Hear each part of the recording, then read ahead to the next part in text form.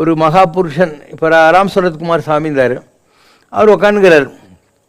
ஒரு நாள் ஒரு ஹஸ்பண்ட் ஒய்ஃப் 2 பேர் வராங்க. வந்து நாங்கள் திருக்கோவிலூர் ஞானானந்தகிரி சாமியுடைய டிவோட்டிஸு, நாங்கள் சாமி இல்லை, இப்போ ஞானானந்தகிரி சாமி இல்லை, அங்கே போய் நாங்கள் இன்றைக்கி பூஜை பண்ணோம். பூஜை பண்ணும்போது என் ஒய்ஃபுக்கு உடம்பு சரியில்லாமல் இருக்குதுன்னு சொல்லிவிட்டு, அப்போ சாமி வந்து அங்கே என் ஒய்ஃப் உடம்புலேயே வந்து இங்கேருந்து நேராக திருவண்ணாமலைக்கு போய் விசிறி சாமியாரை பாருங்கள், அவர் திருநூறு கொடுப்பாரு, நல்லாயிடும் சொல்லிட்டு இருக்காரு, அதுக்கு தான் நாங்கள் வந்துக்கிறோம். உத்தரவு போடுறது யார்? ஞானானந்தகிரி சார். அப்போ பார்த்து இவர் லஞ்ச் ஹவரில் இருக்கிறாரு, இவர்கிட்ட விபூதி எங்கே இருக்கும்? ஸோ அந்த மாதிரியான ஒரு காலகட்டத்தில் இவங்க வந்து ஒரு மகான் சொல்கிறதுக்கு ஒபே பண்ணி ஆகணும். அதனால் இவர் ஜோபிக்குள்ளே கை விட்டுனுட்டு ப்ரே பண்ணின்னே இருக்கிறாரு. விபூதி வருது. அது வந்து தாட் மெட்டீரியலைசேஷனில் வர்ற விபூதி வேறு, இன்னும் வேறு ஒரு கேஸ் இருக்குது, அப்புறம் சொல்கிறோம். ஸோ தாட் மெட்டீரியலைசேஷன் ஒரு நோபல் காரியத்துக்காக இவங்க ப்ரே பண்ணுற போது அவங்க கையில் கொஞ்சம் விபூதி வரும். This beggar is giving you, but you should go inside, take it from my father அப்படின்னா.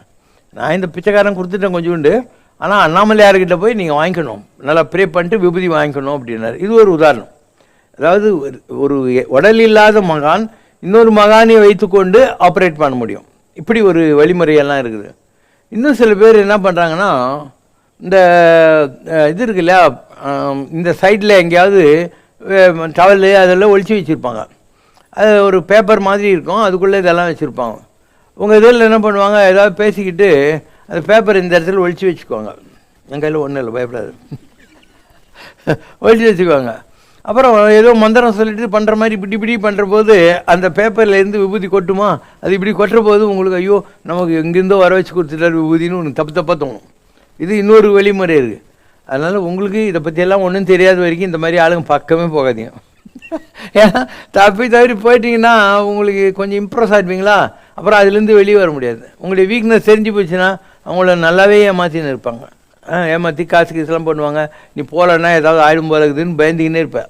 இங்கெல்லாம் போகவே வேண்டியதில்லை. நீங்கள் ஒழுங்காக போய் முருகங்கிறான், பெருமாள் இருக்கிறாரு, அம்பாள் இருக்கிறார், சிவங்கிறார், 4 கோயிலில் போய் சாமி கும்பிடுங்க. அட்லீஸ்ட் அவங்க உங்கள்கிட்ட எதுவும் கேட்க மாட்டாங்க, உங்கள்கிட்ட எதுவும் ஃப்ராட் வேலையெல்லாம் காட்ட மாட்டாங்க. So you can take to prayer directly. அப்போ தெய்வம் நமக்கு துணை, ஒரு தீங்கு வர மாட்டார். ஒன்றும் கடவுள் ஹெல்ப் பண்ணணும்னு நினச்சா அவர் யாரை வச்சு வேணாலும் நல்லது பண்ணுவார், அவ்வளோதானே. யாரை வச்சு வேணால் நல்லது பண்ணுவார். கடவுள் இல்லாத இடம் ஏதாவது இருக்குதா?